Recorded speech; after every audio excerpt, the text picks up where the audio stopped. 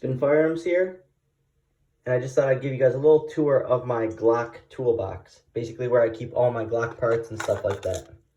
So right here, we have firing pin safeties and springs, different striker springs, different weights for competition, stuff like that.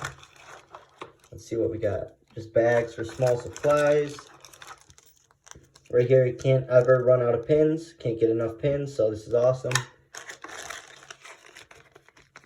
Spare mag releases, or mag catches, mag releases, stuff like that. Connector, locking blocks.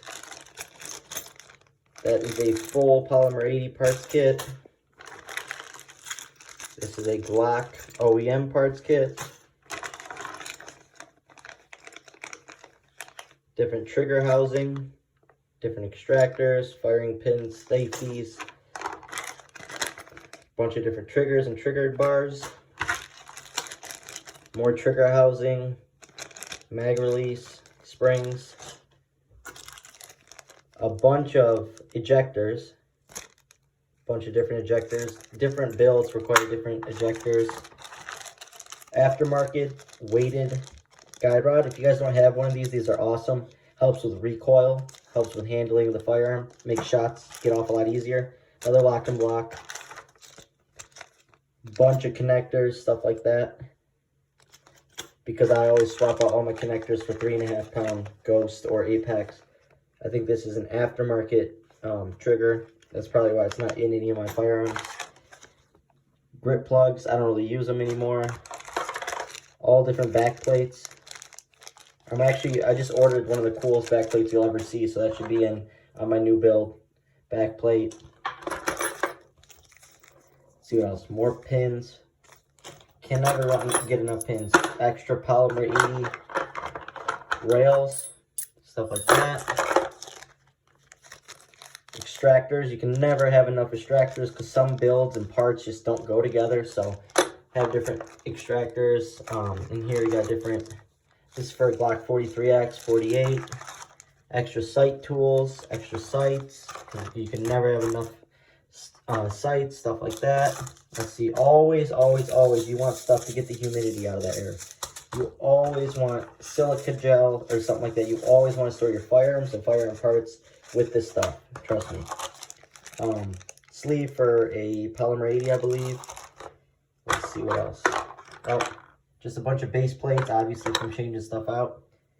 Base plate for Polymer 80 and Gen 5. I want to say this is the Barracuda. This is an awesome brand. You don't really see a lot of these, but anyways, I believe it's a +3 for 9mm. Like I said, the Barracuda. Pretty cool. For a threaded barrel for my Glock 43X. Let's see what we got here. Another ejector. Then we got, they send you these with every parts kit, of course. It's your channel liner tool.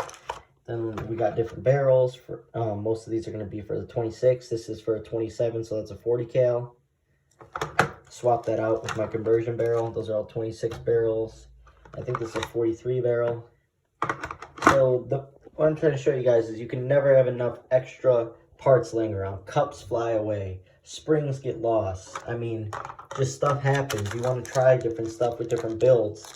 You want a lighter trigger pull. You want, you know, a quicker reset, stuff like that. It's always nice to just save up, and a lot of different builds don't always line up. Like, the problem with not building a Glock with all Glock parts is they don't always line up the way you want them to.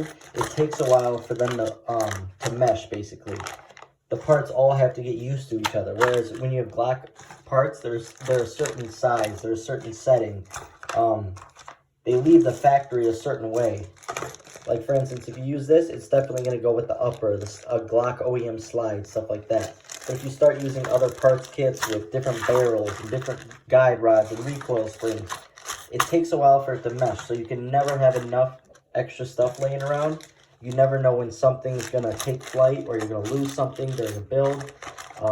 Like, I got 3 locking blocks because I know I'm going to make about 3 more Glock 26 builds. Extra back plates, that comes because I, you know, have custom back plates. But you never know, you might need one day. One gets scratched, one gets messed up.